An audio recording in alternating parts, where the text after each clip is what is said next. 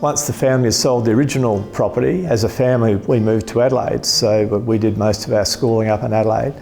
And really, dare I say it, our father almost became a Rundle Street winemaker, where the original property he bought was from a chap called Arthur Hoffman.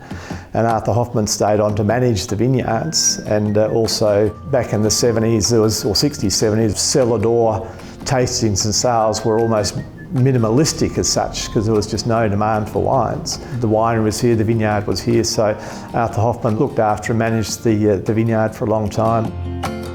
Slowly, as the winery took off, he actually retired and started looking after the winery work as well. But certainly during all the school holidays, we came down here, and of course Owen came down over the vintage period to produce the wines.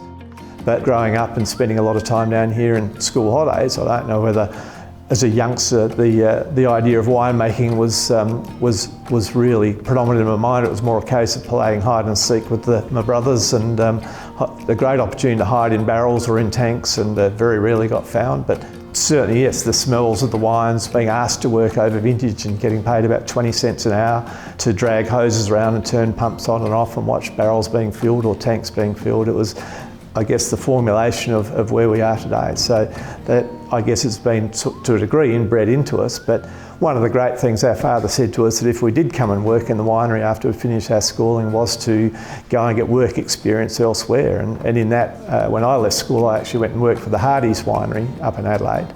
Spent 4 years working with them, and I guess getting a more hands-on type experience with the production of wines and associated jobs within the industry. At the end of '81, came back down here, and Bruce was coming down at the same time, so hence 1982 became the first vintage that we worked together and took over from our father the official roles of making the wines. And in that, I think it's been a great thing that where Bruce had been to Roseworthy and done the winemaking side of things, I'd had that experience with the more of the practical hands-on side of it.